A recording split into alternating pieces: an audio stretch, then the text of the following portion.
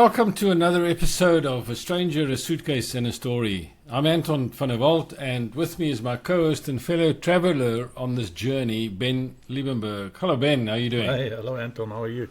Yeah, it's good to have you on the podcast. We've got a really special guest tonight, but before I introduce him, I just want to talk a little bit about what this podcast is about. It's where we explore what it means to leave behind this life we knew and step into the unknown. We dive deep into the stories of migration, identity, and belonging, unpacking not just the suitcase, but the hopes, fears, and dreams of people we carry with them.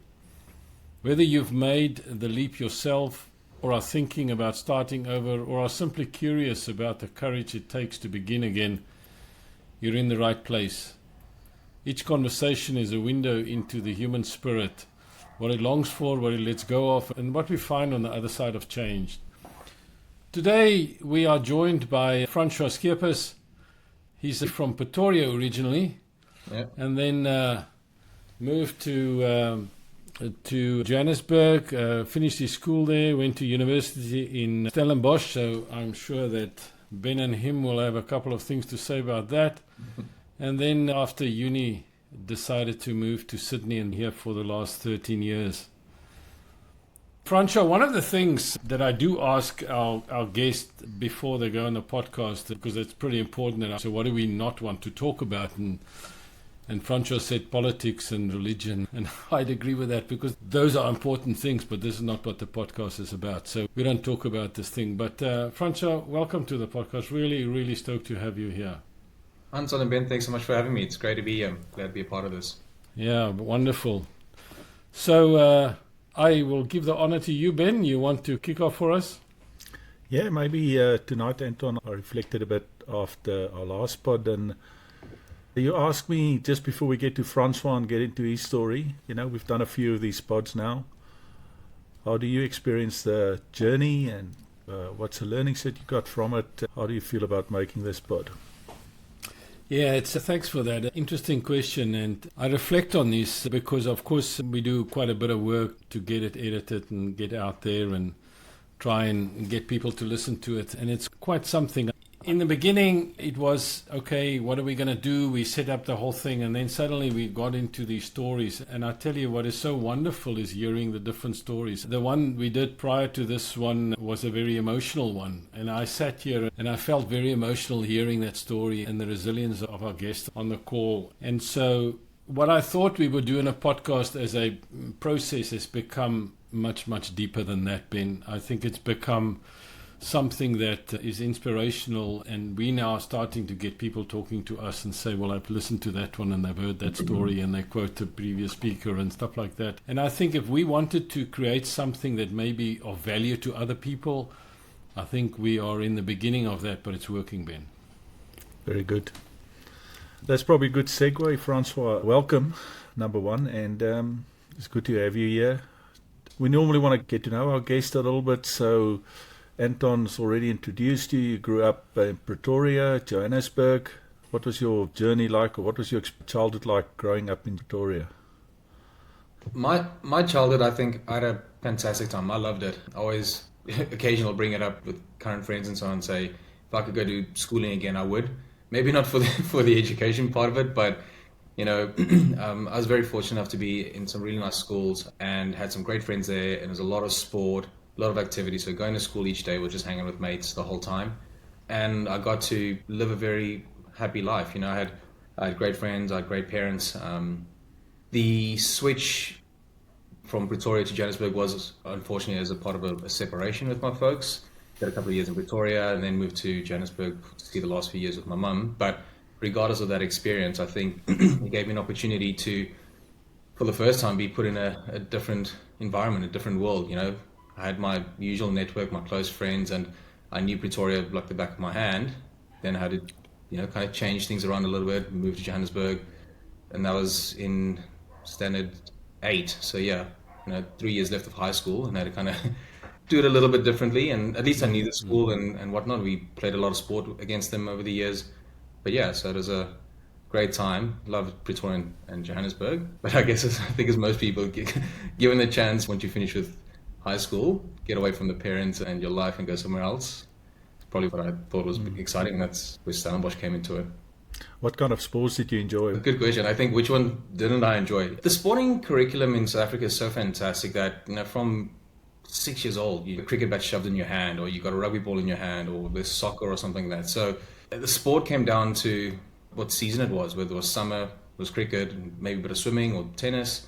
Winter, it was hockey or rugby, or tennis was actually more winter, and swimming. And that just kind of rotated year after year, pretty much all the way through. I think once got into high school, it kind of focused a little bit more. So I ended up playing a bit more squash, a little bit of cricket, and then hockey for most of it. But yeah, any kind of sport was my kind of thing. I enjoyed it a lot. And athletics, I really enjoyed athletics, come to think of it. Yeah, and I don't want to fast forward for you, but for me, it was doing sport at a young age actually helped me a lot later in life, especially when I immigrated, because through sport, that helped me a lot to settle in Australia. But in any case, that's what happened to me. So after school, then you've obviously got some good advice from somebody to go to a regular place. Here we go. Yeah, look, I think Stellenbosch was a little bit in the family. I had cousins and nieces that had been there and so on. So that got a lead into it. But again, didn't know what to expect. Was able to get into one of the courses, was in Elsworth. And again, there's an experience that it's sometimes a bit unfortunate that not many people can have that kind of experience. I think living on campus in that kind of community is such a great way to live life and experience things. I mean, you learn how to do your own washing. I know in South Africa, life's pretty easy, especially now in Australia. I think the both of you could probably comment the same. Some of the luxuries that you would have had back home, you don't necessarily have here, but that experience from Stellenbosch, learning to cook for myself, clean after myself, do my own laundry, even though it was pretty good and I've got some tainted clothes and so on. It was one of those things that just happened to be a lucky bounce for me, and I learned a lot from that and about myself as well that I was able to utilize today now. Yeah, so we were neighbours because I was next door at the Eendrag. Yeah. So. That's why we hit it off from the start. So, Francois, what changed for you in university if you think about your outlook on life? Because now, for the first time, you've moved away from your parents. You wanted to do that. You went into boarding school. And what changed for you in your life that were you thinking, okay, I want to do things differently, or I'm here and I enjoy this and that sort of thing. So what changed for you? I don't know if anything specifically changed, but my mother would hate me to bring this up, but I don't actually believe that I did this or not, but it's true. So when I first got into Stellies, my parents would come down to Cape Town. They were kind of moving from Johannesburg at the same time. My brother was still at school and they wanted to change the lifestyle of Joburg and go into Cape Town. And that was about 6 months or 8 months after I'd started my first year.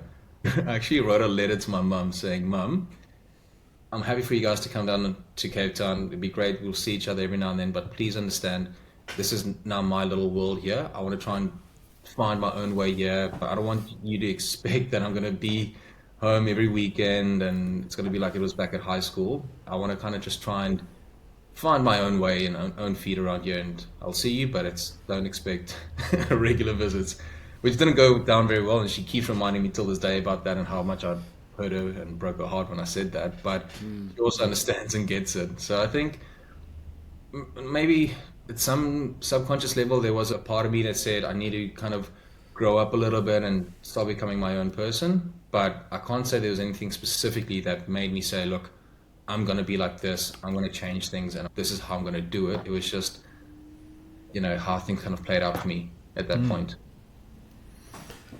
So, Francois, hearing your story about the part in, a couple of years, or you probably were 3 years at Stellies during that time, but surely during that time you were starting to think about what do you want to do next. And of course, we know you ended up in Sydney, but I am sure there's a whole... how you got here in the first place. Yeah. So I think a big part of that came from not necessarily a specific roadmap, but there was always the idea of the potential risk that things in South Africa might not work out for me in a way that I would like to and what I wanted to achieve in my life and so on. So without any specific plan saying once I finish university, I'm going to move overseas, doesn't matter where, but I'm going to move overseas, one thing that I knew from the very beginning when I chose the subjects that I studied and the subjects that I chose, I wanted to be potentially internationally mobile. I wanted an education or a degree or a qualification that I could say to an overseas worker or employer or a country, I've got these skills, to consider me. And that's why I did the BCom. Why did you want to go overseas? There are lots and millions of people are quite happy to stay where they are. Yeah. Look, it's about keeping options open, right? It's about having the ability to make a decision if things change that allows you to give yourselves options, right? If you just put blinkers on and just focus on one thing in itself, one day if you lift your head up and you look around and say, damn, this is not what I wanted or situation I wanted to be in. Me personally, I would have hated to be in that situation. I can't speak for anyone else, but I'm a person who likes to manage risks to a certain degree. So that was my way of managing my own life and my own future's risk, is by giving myself that key card, the ability to go overseas. I never said I wanted to go overseas from the very beginning, but I wanted to have that in the back pocket to say, if I need to use this, I can use it. And even when I did get the opportunity to use it and I did use it, it wasn't like I need to get out of here, this is dire straits or anything like that. It was just you know what, I'm young. If things don't work out of a year or I've got nothing really to anchor me down, what's the harm of going over for a year or two or whatever and see what happens? Let's go for it. But at least with what I studied, gave me that opportunity. And if I look back at my journey and how I actually officially was able to get into Australia and get my citizenship, those decisions that I made had a massive influence and impact on me. If I didn't make those decisions, I think being here wouldn't have been possible. And that's just because of the studies. And before you came, I mean, you immigrated from Johannesburg to Cape Town. And how did you ever travel before that you decide you want to go overseas, or was this just something that... We weren't necessarily a family that had the ability to go overseas regularly or anything like that. We went overseas when I was very young. We went over to the US. My uncle was working for the United Nations at the time in their head office in New York, and we had a bit of a trip in America, but I was 10 years old, so that was my first exposure to international life. And then when I was in high school, we got another opportunity to go to London for, I think it was a week or two. But that was my international travel experience by the time I went into university. So to me, holidays and so on was either going to Kruger or going to Margate. That was my holiday. So my world was South Africa, and I loved it. And I'm it's obviously a bit sad to not have everything that we used to have back in South Africa, but from a decision-making process, I wasn't exposed to a bigger world out there, and there's I need to be a part of that. I want that. It was, it was a very much, I think, what happens kind of, kind of thing. There's a guy once that, just listening to you, that gave this analogy, and he said to me, you know what, if you're going to fly on an airplane, and you're not so sure that this airplane is very stable, you might as well take a parachute with you. And if you fly, the objective is never to use a parachute, and that'll be fantastic if you get to the other side. But you know what? If the airplane does fall, and you've got a much better chance than the guy next to you. Yeah, it's a great analogy. And that actually stuck with me, and just listening to you talking now, it made me think of that analogy and why people do things. And I just want to have a parachute with me, not necessarily to use it, but it'll be nice to have one. And I get that. I think a lot of us get that, just that sense of, hey, I'm not stuck. I've got opportunities. I can decide. And I suppose a little bit of my personal journey, it helped me a lot coming over here, because I always thought if I want to go back, I can always go back at least, but I've always got this parachute that I can open up if I need to. I think that's a very important point you raise there, is that the knowledge that if everything really does go to the drain, you can go back and hopefully you'll be okay. You have family there or anything like that. There is that option, but why not? And there is a bit of adventure. Sometimes you've got that bit of a desire to just try something different, put yourself a little bit out of your comfort zone and just Absolutely. See what happens. And thank you for that, Ben. It makes a lot of sense because in my kind of thinking, it's about your ability to create choices. And I think that you don't feel like you have no choices. I would imagine you came across on a skills visa or something like that. And then did you come across on your own? Did you have any family in Sydney? So the way is a long story short, but in Australia, if I wanted to get to the ultimate goal of getting citizenship, Yeah. you got to get something known as permanent residency. Yes. The two basic ways to get permanent residency is an employer sponsors you, you live here long enough, you apply for permanent residency, you get that, and then eventually you apply for citizenship. If you're younger, sorry, that's if you're younger than a certain age, right? Yeah, I mean, look, I haven't looked at the rules in a very long time. You're too young to have thought about that. Yeah, but ultimately in Australia, there's a skills list. Doctors, engineers, lawyers, midwives, whatever. There's a whole list of hundreds of career opportunities that they're seeking for, skilled workers. If you can identify one of those and identify that you're one of them, then you get a chance to apply for permanent residency. So whether that's through an employer, I went down the path of choosing not to be beholden onto an employer. I said, look, Australia says they need these skills. I identified which skill was the closest to what I had. Unfortunately, my skill wasn't on the list. BCom finance or investment management wasn't on the skills list, but accounting was close enough. So the way I had to go about it, if I wanted to not go through an employer and get on that skills list, I had to get myself assessed as an accountant. So my route into Australia was to come under a student visa, studied for another 2 years, did my master's in accounting, used the system a little bit and did a master's in finance as well. So I got 2 degrees in the 2-year period. But that then gave me the ability to say, Australia, you're looking for someone who's of a certain age, gives you points, English capability, past experience, education, and identified skill. So I was able to say to Australia as a country, basically, you're looking for an accountant. I am qualified by your standards as an accountant because I've studied at your university, or one of your universities, and that kind of got me into Australia. The move across was by myself, as in like no family came with me, so it was all by myself. But at the time, I had a girlfriend. She had a brother who'd been living and working in Australia for a couple of years already. He's married, he had a daughter and so on like that.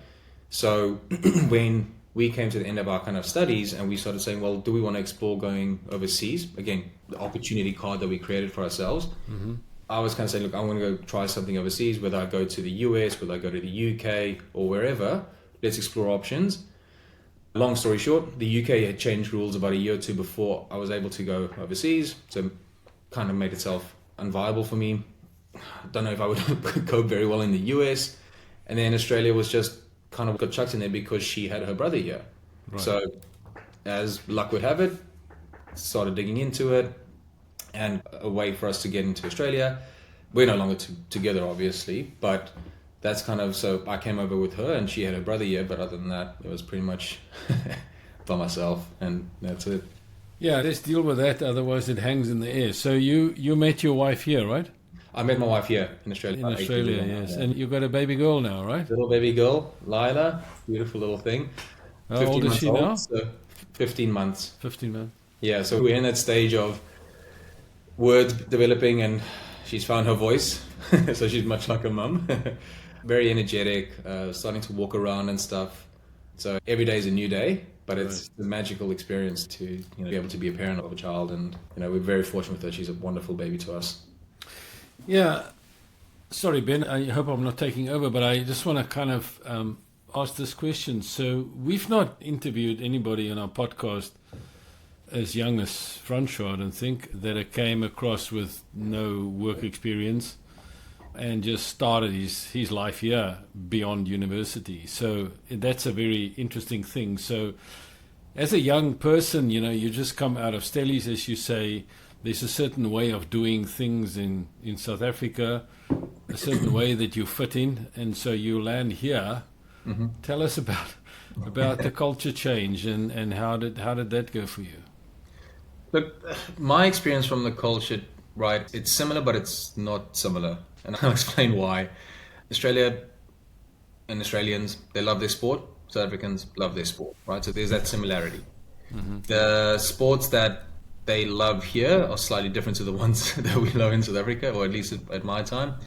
So what we would refer to as rugby in South Africa, they refer to it as rugby union. here in Australia. They've got two other types of rugby, which is called the NRL, National Rugby League, which is similar to rugby, but one or two of the rules are a bit different, and the rate of play and the way of play is very different. There's no scrums, Francois. No scrums, no proper lineouts or anything like that. So it's a different way of playing the game. And then there's AFL, Australian Football League, which is a whole different kind of concept. That's various different sports kind of mixed into one and so on. But in priority, you think if you're in Melbourne, AFL is pretty much the main sport, then the NRL, and then Union. In Sydney, it's probably NRL is the main sport, then AFL, and then Union. Even though there's a lot of people that love Union, as people would know, if some of your teams aren't performing as well or there's not enough support, then it kind of falls by the wayside. Right. So having to kind of learn and adjust to liking a different way of sport was a bit of an adjustment.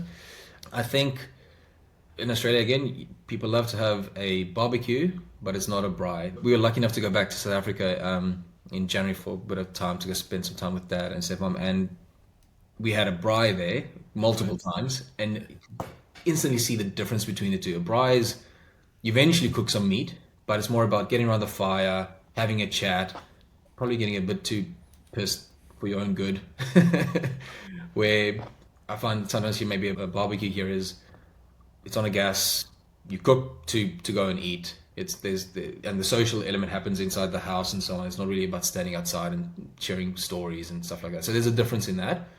And then I think one other thing is the level of the way of communication here is a bit different. Banter is a big thing everywhere, but I think the way that banter is approached here is slightly different. What sometimes might be a bit taken the wrong way is actually meant to be humorous and not be insulting or anything like that, but people can be sensitive, and if you're not aware of that, you can get offended quite easily. But in actuality, it's actually trying to be funny and engaging, and it's actually a way of showing that people are getting comfortable with you if they're able to talk to you on that level. Yes. So I find that. And then one other thing that I found that's very different here is the way of communicating. You like to be pretty direct and just no nonsense or BS. If you want something done, you say, hey, get that done for me. Can you get it done by this time? Australia, you need to be a little bit more delicate, I think, in the way that you communicate. Say, hey, is there any possibility you can help out with this? What time would work for you? Can we make a plan that works for both of us, kind of thing? So the way that you talk is a bit differently. You've learned some great lessons at a very young age. I wish I learned it that young. Look, I think it took me much longer to get there. But I was lucky that some people just called me out on it, say, hey, just be aware. You come across very direct and sometimes rude.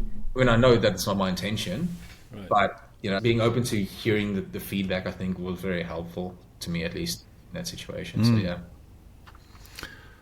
Now that's good. And I suppose, when Anton and I started the spot, part of the reason why we actually started it was to speak to people like yourselves and share these stories and share our learnings, because like you, I had a good mate here when we came over.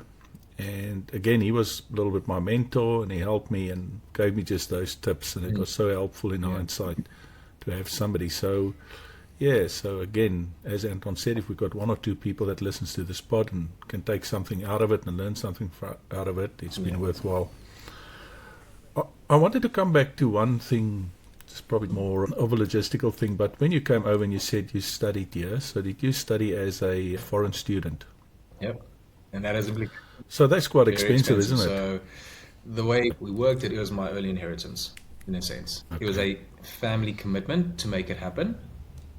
It's not a cheap endeavor, but that's just how it works in Australia. International students just pay way more than what local students would pay. But it was an investment in my future, basically.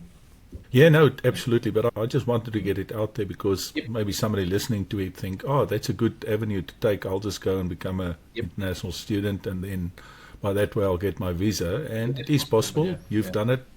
Plenty of others done it, but it's certainly not cheap. Look, if I can give a quick summary on, I guess, the journey that I took to get here, and if there is anyone that's similar or interested or whatever about it, a few things to know. It is getting into Australian university. It's got its challenges sometimes. You got to prove your curriculum, You got to communicate with people basically across from the other side of the world. It takes time to do that. So it's not like I'll just apply, I'll get accepted, I can come across, even if you have the financial means to do so. It's not just that straightforward. They don't really have at least what I experienced on, Stellenbosch and most universities that have courses or colleges. They have some student accommodation, but otherwise you got to find your own accommodation in the city somewhere. There's little real community in that sense. And that was a big change for me, if I'm quite honest. Yes, I lived on what was a student accommodation kind of arrangement with the university, but you were given your own little room. There wasn't any other college interactions, sporting events, anything. They try to create socials and social events and whatnot, but, believe it or not, mostly people that stay there are international students, and international students tend to stick to their own kind, and anyone that's local studying in Australia tends to still live at home. And it was a bit of a new thing for me to learn, when a lot of people would probably stay at home until 25, 26 after working a year or two at least as well. They'd still be at home. The campus life is not a thing, so that had implications. Yeah, you can meet someone in class or whatever, but that doesn't mean after class, let's go to the pub or let's go hang out or something like that, because we live on campus, we can just go catch up. It's like, nah, I got to catch the train, or I got to catch the bus to go home. So, forming friendships and proper connections, you kind of just really do it during class time. Maybe a coffee or something beforehand or after it's on. But other than that, if you're not making friends with someone on campus, if you're not living on campus, you're living in your own accommodation, it becomes a bit harder to meet people. And that's something you said a bit earlier about sport and so on. If you are looking for a way to meet people, sport in Australia, it's a big thing. There are a lot of clubs, whatever sport you can think of. So that's a great way or great avenue that I would suggest anyone explore if they are looking for a way to make friends or meet people. Yeah. And you don't have to play for the first side or be very good at it. You just go there, enjoy it. And it's true what you're saying. I think I've got a son at university now, and I think it's actually become even more difficult for them because so many classes they do these days are online. So they don't even have that personal interaction on campus. And they don't really, speaking to him, he doesn't really know the people that's studying with him. Fortunately he plays sport as well, plays a bit of rugby. So, most of his friends are either from there or from through rugby and that kind of thing. Not really anybody studying per se with him in the class. That's a lot. So what I'm hearing from you is that you've adopted the Australian way as opposed to trying to keep something that you're not anymore. But so maybe the thing that I also want to know is that you obviously left your entire family and whoever else. I don't know if you had siblings. I don't think we talked about that. I've got a younger brother. Yeah, and so you left all of them behind in South Africa. Pretty much. So my brother, similar kind of thought process about trying to be internationally mobile. He went and studied medicine. He got accepted into the Leeds University for medicine, so he did that. He now lives in Perth, so he's moved across after that experience. His time in the UK was a lot of fun and great, but when he had to start doing residency and so on, they sent him to some darker corners of the world, and Scarborough and so on. And the NHS did their best, right? Yeah, they did their best. I mean, especially if you're an international, you're not getting your first pick, second pick, or third pick. You're going where they tell you to go. Yeah. Usually it's not the greatest, but he's a great lad and he made the most of it. But I think the boykie who loved the beach, loved being a bit outdoors and sunshine and stuff, waking up day after day in miserable cloud weather, cold, just kind of chipped away at him to the point where he wanted to see what else was out there. He had to do a bit of international work experience overseas. My uncle had moved to Perth at that time when he was still at university, and then he got 6 months crash course of the Australian medical system. So he went and lived with my uncle for the 6 months, got the experience of Australia, and then his mind was made up that I'm going to move to Australia. So he came across after the UK. So looking back at your decision-making process, I'd assume you look back and say, well, I've taken a little bit of a leap, but it's been good. I think one thing that my opportunity to have come across and to be here where I am right now today, I know how fortunate I am. Very lucky with a lot of things. I had lucky bounces. Things could have easily gone different in so many different situations. But with that said, one thing that I definitely distinctly remember that I've said to myself during the whole journey is like, think of it that you can't go back. You just have to make it work. There's no, I know we said that if everything goes to shit, you can turn around and go back and stuff like that. But I even said to myself, if I'm doing this, I'm going to do this properly. I'm not going to try and have that as my fallback. If things aren't great, if I'm not happy or if I'm upset, I can change that and I will change it. And I think that really helped me get to where I was here. I mean, in the early years, like I said, on campus, you don't make that many friends or living in college and stuff like that. If it wasn't for my ex then and her brother, they were like my family here in Australia for the 2 years that we were still together over that time.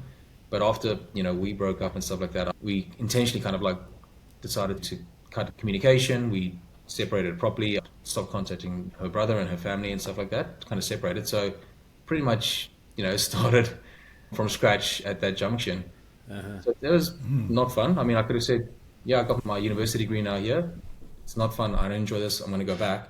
But I said, no, I came here with a goal. I'm going to work towards it. Yeah, it's tough. Today sucks. Go watch TV or go do something. Go to bed, wake up. Tomorrow's a new day. And you just keep chipping away at it. And that's what I did. Just kept working and chipping away at it. Now I've got great friends that I made through work and various other networks and so on. But yeah, I think that mindset of saying you've got no choice, you just have to make it work, really is something I think it's important to have with you, or at least an element of it with you, because there are dark times, there are tough times, for sure. Yeah. So, Francois, your mum's still in South So Africa? she's now moved over to Perth as well. So I've got mum, uncle, and my brother, and his wife and their little daughter as well in Perth now. So there's some family in the country at least, but you don't realize how bloody big this country is until you sit on a plane for 5.5 hours and just land the whole way. And you're still in Australia. We're still in Australia, so it's 5.5 hours to see them, which is obviously a lot better than the 14 hours it would take to go see anyone in South Africa, but yeah, it's still a bit of time of flight needed. Yeah. Ben, what I'm hearing from Francois, and that's quite interesting, we've had different people that we talked to. And Francois, as I said earlier, came straight out of uni. But what is so amazing, what I'm hearing from him, is that his story here today was very little about himself and much more about how other people can deal with this thing. What are the things that I need to do? How do I cope here? And so on. And that's quite interesting for somebody as young as you, already playing this kind of mentor role. Is this something that you enjoy, being like this and helping other people and talking to them about what they need to do? I think so. I've always been, and maybe even sometimes criticized to some degree. I like to be a people pleaser, but a people pleaser at the end of the day is someone who likes to help. I mean, if I've got something to share and assist someone with, then why not? If it doesn't negatively impact me, why would I want to try and help someone else out? I think it's a nice thing to do. It's a good thing to do. And hopefully one day if I'm in need of a little bit of help, the universe and a bit of karma comes my way and I get that help and support that I need, pay it forward kind of thing. Yeah. But I never want to help someone and expect anything in return. But it's, if you can help, why not? Yeah. And I think that's very positive. It's a positive attitude to have. Because as you say, nobody has it all their way all of the time. But if you keep on doing the right thing and it'll come back at some stage, then it just makes the whole experience easier. And the other thing I'm hearing from you as well is that you're willing to learn. I think, it's very, very difficult if you only come here with a preconceived idea and you're not open-minded, then it makes it difficult. So, you must be able to learn about yourself, reflect, understand why it's different and understand how you can adapt. So I think, congratulations to you. I think the way you've done it, again, we've mentioned it a few times, but you're relatively young and you've got, what do they say, you've got an old head on your shoulders, and that's a mature outlook, I must say. So, just keep on going that way and it'll just get easier and better. Yeah. One thing I want to just quickly add in there, if it's okay. I think an important thing that I learned as part of this as well, and I do apologize in advance if it does upset or offend anyone, it's not my intention at all. And don't worry, I'm not going to be. You've learned how to speak Australian. I can hear that. Yeah. See? If I can interrupt, if I may, yes, and I hope it doesn't offend anybody, but I'm going to say it anyway. Yeah, you can't help it. I think because I was thinking about it just then, when you do have that little opportunity of you might be a learner, you're not making the friends or anything like that. There are a lot of South Africans around, and you walk in the shops and Woolies or Coles and stuff like that, the local shopping centers, and you can hear their accent, you can hear people talk and stuff like that.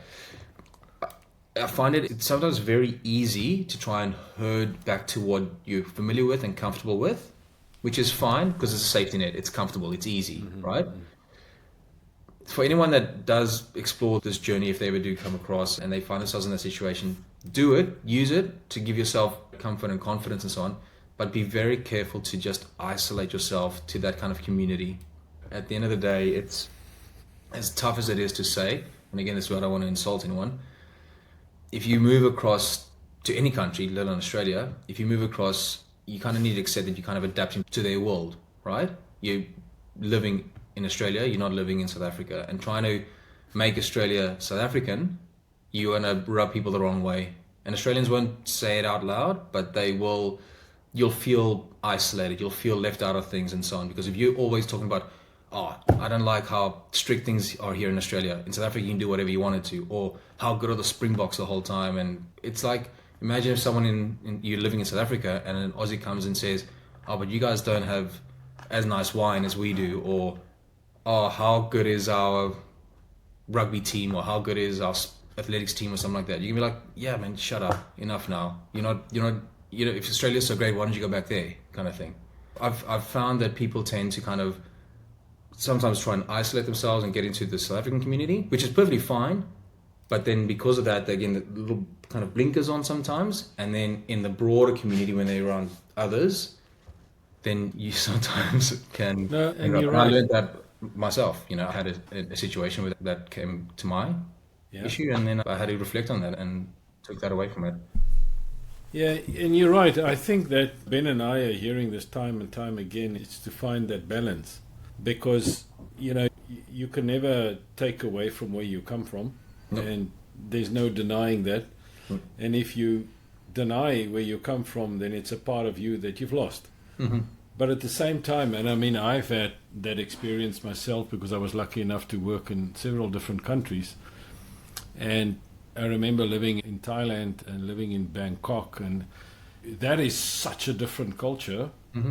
But now your option is to stick to and there are plenty of expats, and just to stick to that expats and just party with them and do their thing. Or you go out there, you meet people in Thailand, you go and visit the temples, you go into the country, you go and explore what it's about in Thailand, and you learn about the culture and you practice some of that.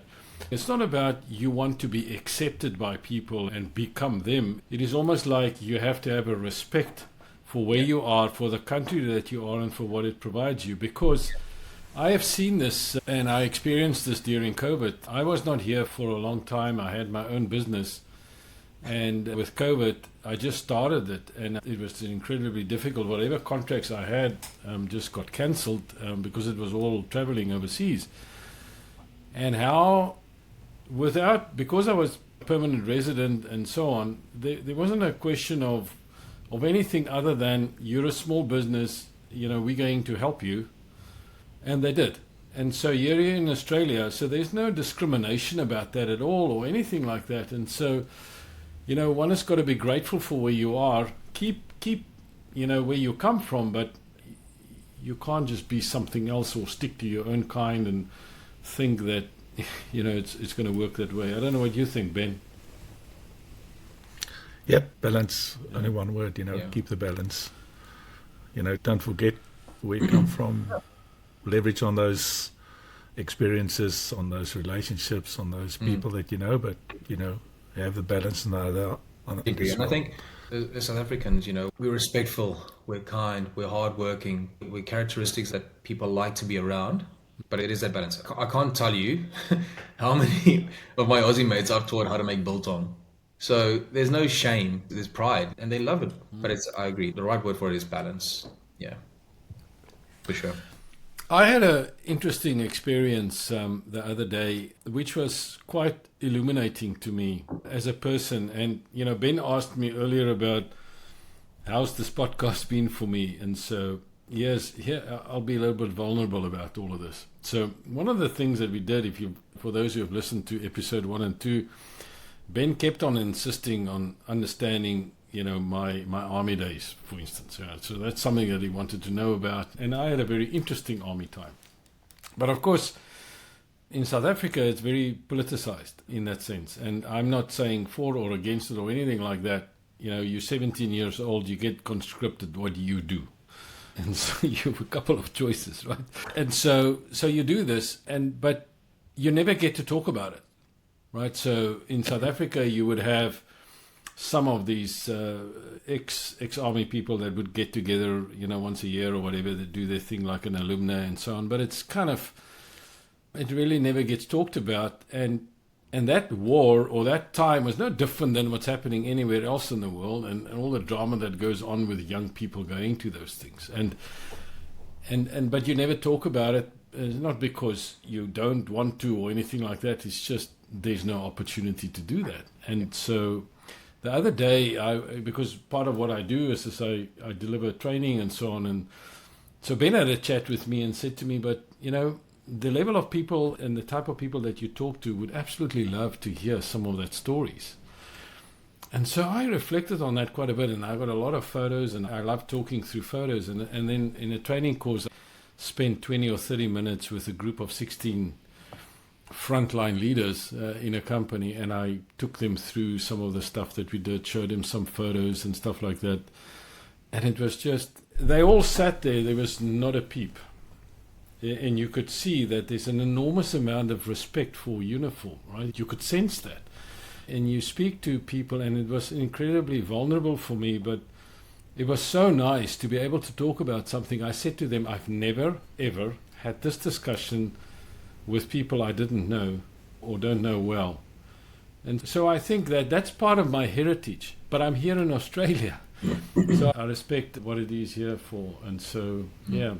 So Ben, maybe that is my part that you asked me about what the podcast has meant for me. For me personally, it's to release some of that past that you weren't able to talk about, not because you want to be brave or anything like that, or gory or anything like that, but it's a past that you experienced and something that you lived that you could never really talk about. And here I was, and I took that opportunity, and it was the most wonderful thing to do. Great. So I know I'm on the stage here, so let me just ask the kind of last question or so of Francois. Is we talked about South Africans here and not just being with your own kind, but at the same time, I think that one of the reasons why we're here together is because we met through Southern Crossing. So tell me about why you've joined that and how you've experienced that. So Southern Crossing's actually, I've got a bit of a longer history with it. The ex-girlfriend that I was talking about, the brother that had been living here and so on, he's been fantastic at building up a network and bringing people together. And his goal, he's very much involved with Southern Crossings, a bit of a leader kind of position in there, and really wants to keep it growing. But the goal for that organization is to, if you've got some kind of like a South African connection or past, bringing like-minded people together to help, with the idea to try and help each other better, but also better Australia as well. So it's not there's South Africans against Australia. I think their motto is South Africans advancing Australia. Correct, yeah. So it's about a great, fantastic network and getting people to meet new people and, get help with anything that they might need help with if possible, but not to focus on South Africans. It's about trying to make good in Australia as well and helping people out to do that as part of it. So I think it's a fantastic idea. I think it's a fantastic network, and anyone that is not a part of it and would like to be part of it, I'd highly suggest you kind of have a look into it and think about it, because it is a great opportunity. Wonderful people in there. Yeah. I'll have the second last word this time, Ben. So Francois, thank you so much for your time. You've been very open, honest, and what I love about you is that you're so ready to help, to mentor, to guide, to want to say, well, think about this, think about that. What I like about you so much is that you've had these very mature learnings very early in your adult life. You're experiencing that in Australia, and you've done well to assimilate that for yourself. Thank you. Appreciate that. Yep. No, I've got nothing more to say. It's just well done. Keep going, keep learning, keep adapting, take it on board, and, enjoy it. And I want to say thanks to both of you. It's a great honor and privilege to actually be a part of something like this. I've never thought in my life I'd do something of this kind of nature, but I think it's a fantastic idea that the two of you have, and I really hope the very best for it. I think it's got something that could be very valuable to a lot of people out there. Hopefully they can take something out of it, or they can take a lot out of it. Regardless, I think it's a fantastic platform and giving people a chance to get their story and their journey. Everybody loves an opportunity to express a little bit and so on. And I think, not often is this kind of platform given to everyone. So everyone's got some kind of twists and turns in their story. It's not just, I just rocked up and it just worked out. There's always a bit of sacrifices and big decisions and impacts that had to be made as part of it. So, I think it's wonderful. So thank you so much for having me on. I really do appreciate it.